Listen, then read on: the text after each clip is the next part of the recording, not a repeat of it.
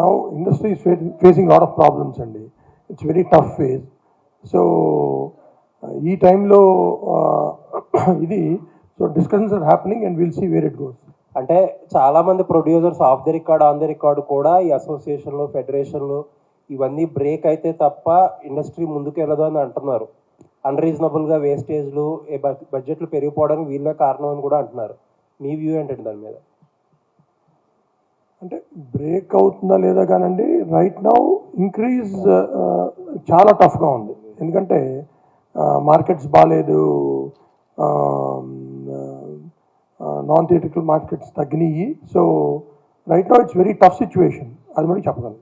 అంటే ఇప్పుడు almost increase decrease పక్కన పెడితే చాలామంది ఆ అసోసియేషన్లో యూనియన్లు కాకుండా ముందుకెళ్ళాలని చెప్పి ఒక ప్రయత్నం చేస్తున్నారు.